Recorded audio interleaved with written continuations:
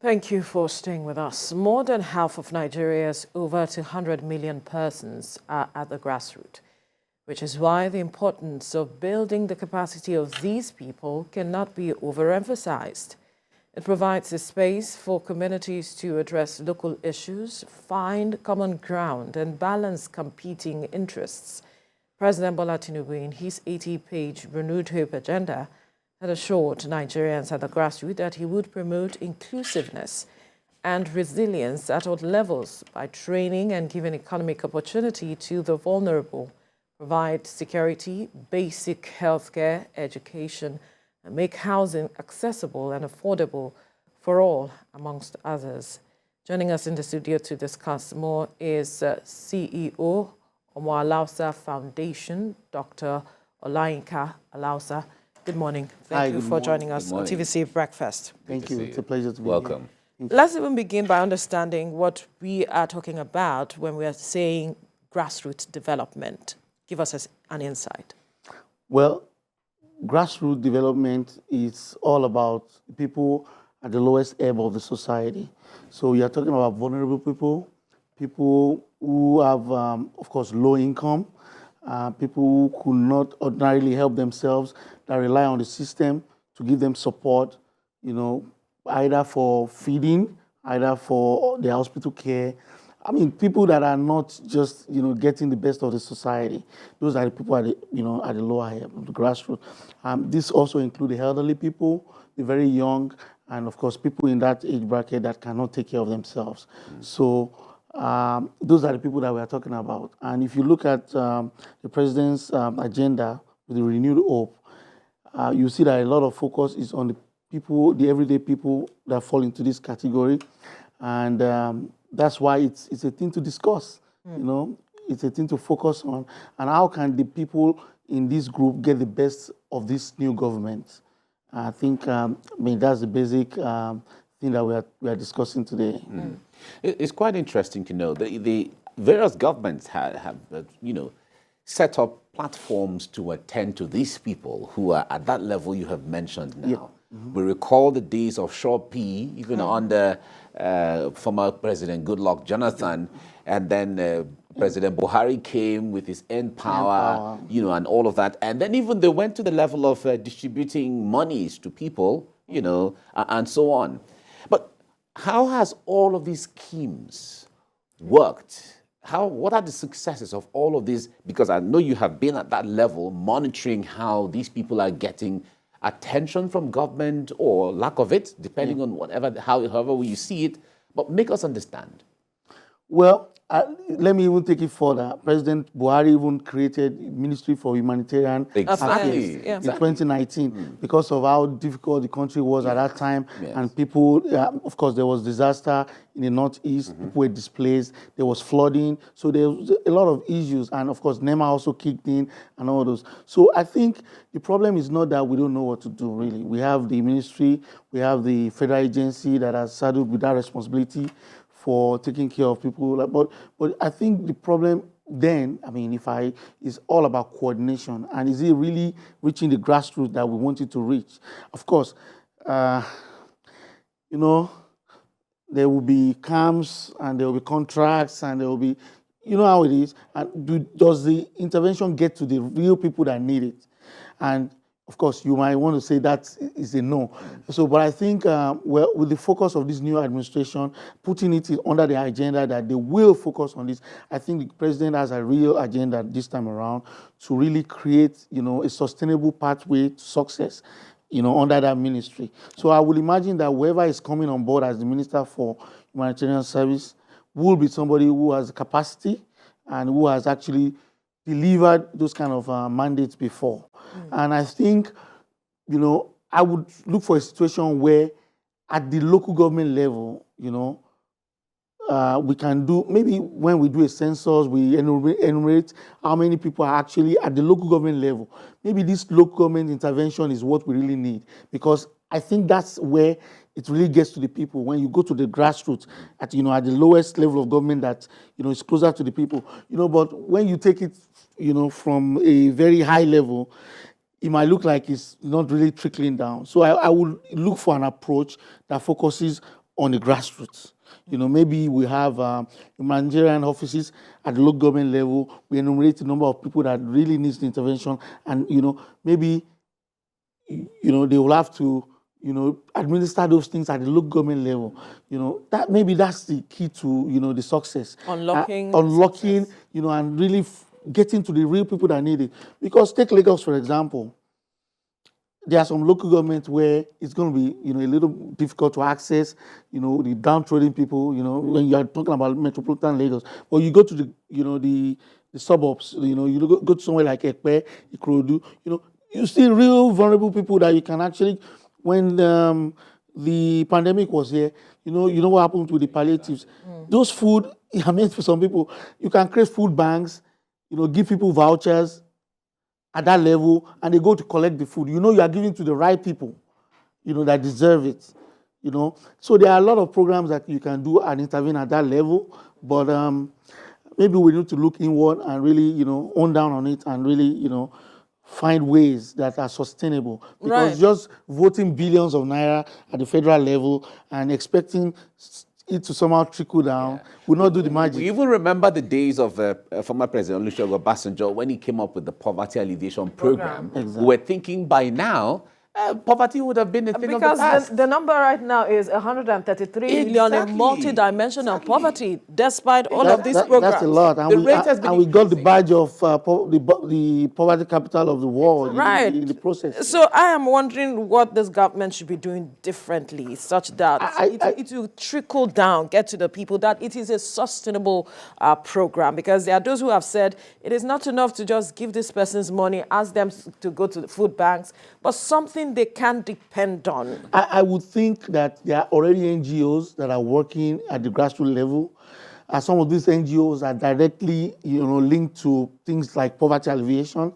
And I think if the ministry at that level works with these NGOs, because the NGOs are already on ground, they know the people that are vulnerable, they know the people that they serve, and maybe a collaboration with, because of course NGO that are humanitarian fall under Ministry of Humanitarian Service and Social Development. So I think if they collaborate at that level with these NGOs, maybe they will really get to the people that really, deserve this help. And of course, talking about NIN and all those identifiers, maybe there's, we can really tap into that digital, space and really know who exactly we are dealing with. I was going to ask you the inadequate database at that level where you don't know how many people are living in a certain place, you don't know who is vulnerable to and what. Some of these people do not even have NIN and all of those. Exactly. A lot of them don't have bank accounts, they don't have NIN, they don't have voter. There is no data concerning any of them.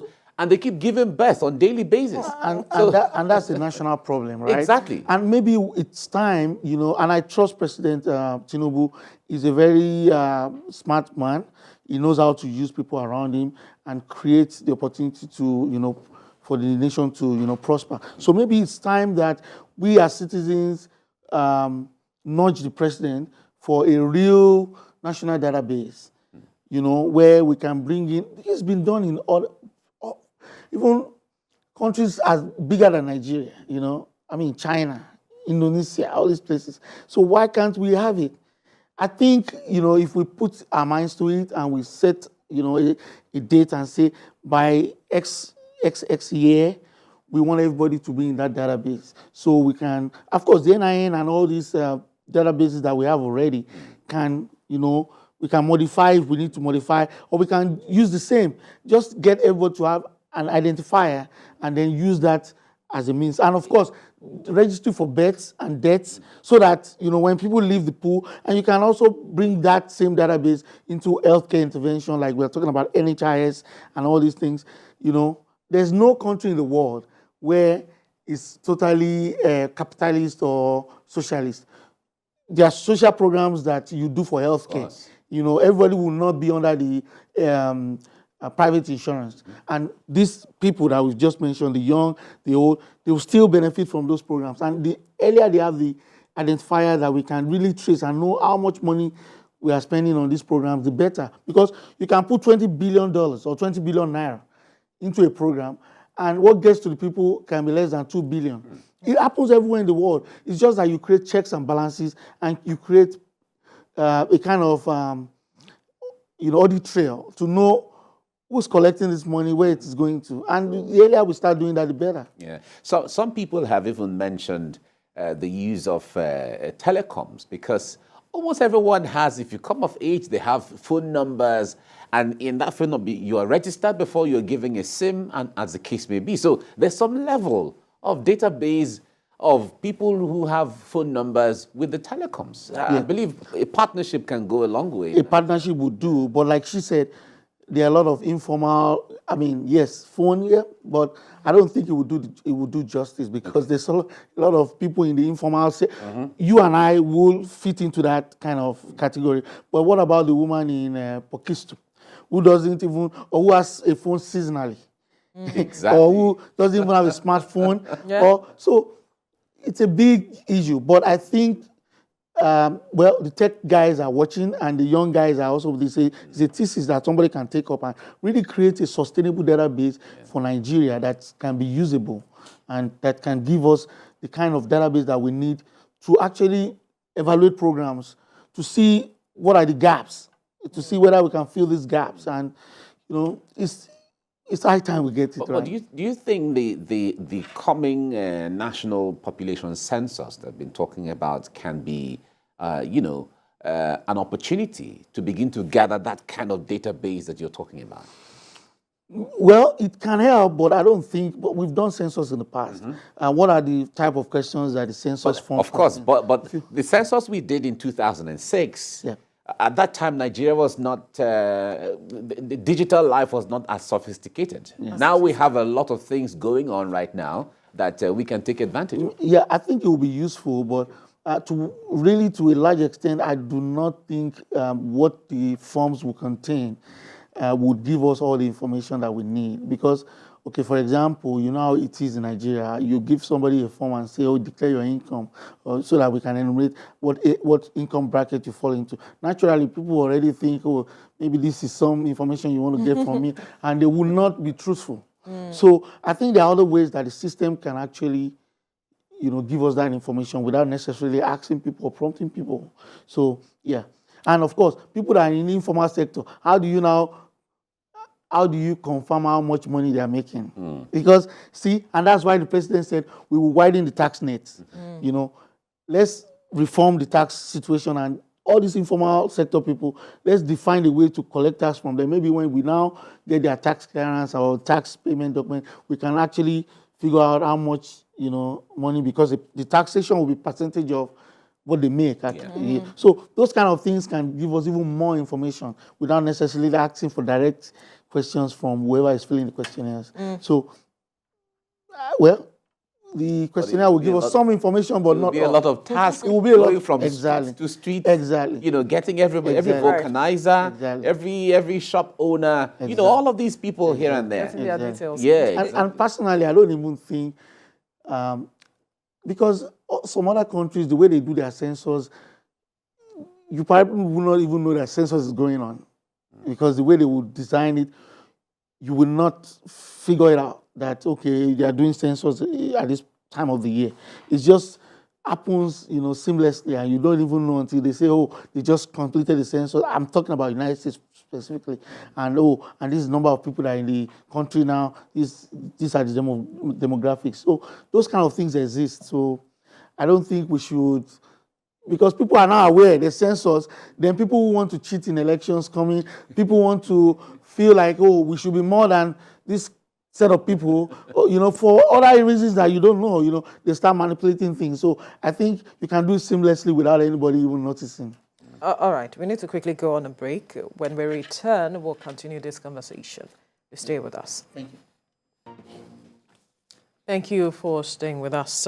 We've been talking about grassroots development as regards the President's Renewed Hope agenda. He has promised to address every issues there and ensure inclusiveness with regards to those in the grassroots. And we still have our guest in the studio, Dr. Olayinka Lausa, speaking with us on this. Now, fuel subsidy removal is said to have plunged a lot of persons into the bracket of the over 133 million. And even I think it was the World Bank that was saying that if nothing is done to address this as quickly as possible, that towards the end of the year, over 7 million persons will be part of this bracket of persons who are under multidimensional poverty. I am wondering what you think the government should do at this point to hit the ground running, to addressing this matter. And we know how things are with those at the grassroots. How the government can ensure that every person benefits from whatever program it's going to put in place, talking about palliatives or not palliative, but that the president went ahead to say that whatever is going to be done should reflect the realities on the ground, seeing that he wants to ensure inclusivity. Yep, I agree with you. So, should the subsidies be removed? I think the president did a good job of removing it. Now, should there have been palliatives before removing it? I think that should have been the case, because when these things happen, like we were talking about the vulnerable people, they are the ones that suffer the most. People that can't afford to eat 3 square meals, and now you put fuel increment on top of that, then their life becomes very miserable. But what we should be looking at now is subsidy in other ways, now not the federal government. So, for example, I take Lagos State, for example. Because of this subsidy removal, the fuel price has gone up. Maybe as a means of helping everybody, the government can say, okay, the long buses that work in the state, we can, for the period when this subsidy will now, and the prices will normalize, because it's going to take time. We can say, we can do half price, we can do some form of voucher, to help the very poor people. Now, it won't go round, because there's no way you're going to give everybody. Don't you think we all need help? Some people need some people need help more than the others. That is a very good question. Yeah, some Don't people. you think we all need help? We all need help at some point, but some people. You agree with me that some people have excess and they need, and some people need more help than the other people. Right. I mean, somebody who has 5 cars in their garage, and you won't tell me that person, needs help. You can as well sell 2 of the cars or 3 of the cars, and use the money to augment their business, and But somebody who doesn't have a car, who has to now pay for transportation for their business to work, those kind of people is eating into their bottom line. Yeah. And so those kind of people are the people I'm talking about. And of course, there are people that will show that they are paying taxes to the states where they are doing the business. Otherwise, you can't be in town just using public transportation and accept a subsidy. It has to be purposeful, it has to be useful to the economy, and it has to, have a multiplier effect on business. As and of course, I think when the governors met recently, one of the leader of the government forum came out to say they were expecting to give buses, buses to and distribute around. Those kind of things can help. Then maybe it's time to look at gas rather than petrol. Right, the government is looking at compressed natural gas. Gas is cheaper, and when we fuel up, our trucks using gas, it's a lot cheaper. And we see when we are challenged as a people, we should have the mind to innovate. We start thinking of what are the things we can do. Something came across my mind the other day when we were talking about JAM. I just digressed a little bit. JAM is doing a fantastic job. In fact, I commend Professor Loyede for a wonderful job he's doing. But why do we all have to pick one Saturday and all head to a center and do JAM? The logistics of paying invigilators, paying for the paper exam, transportation for the people that are going. Some people don't even have food to go that day, or they have to find their way to go there. Why do we have all these problems when other people, other places, you don't all do one exam in a day? You can make it a standardized test score. You are testing the scholastic aptitude of students wanting to get university education. It's not a competition. You just want to make sure that this child that is going to university, can he cope? Does he know what the rigors is? Is this well suited for law or medicine or whatever? And so I can decide to do my JAM when I'm ready. Say I just pay for my exam and I go to a test center. That way you also innovate and create opportunity for people that will be running the test center. It doesn't have to be prometric like, they have in the US. It can be, give people license, let them have test centers, it can be 2 or 3. And so all around the country, the infrastructure, they will get loans to do it. But when they pay that exam, the little fee that comes from JAM, they use it, and other exams like that. So you remove all the burden that people face. Imagine a Saturday when JAM is happening. Nothing happens else. Everybody knows that JAM is happening because that's where everybody's going to. You don't disrupt people's lives just because of an exam.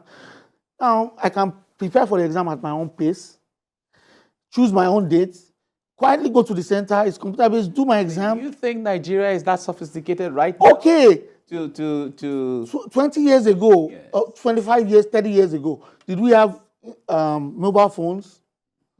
Some countries in Africa had mobile phones as of 2001. Exactly. And they were sending texts, they were doing all this. Then we innovated and we started doing instant messaging. Now we are even doing live stream. Everything is going to happen gradually.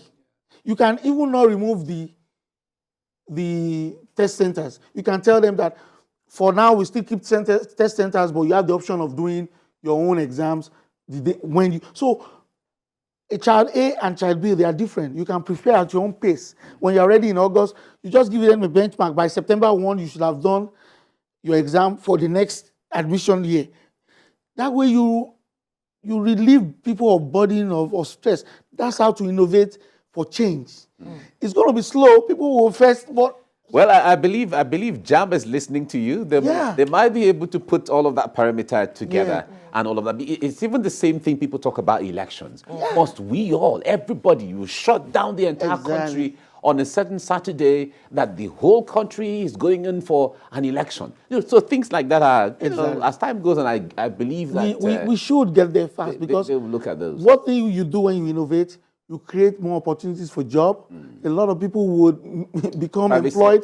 Private sector would, a lot of things can happen. All right. So we should not just be doing things the same way we've done it for years and not question ourselves whether we are very efficient. All right, now, we don't have the time again, sorry. Unfortunately. Thank you, Dr. Olayinka Alausa, CEO, Omar Alausa Foundation. Thank you so much for your time on the program. It's a pleasure to be on the program this morning. Right.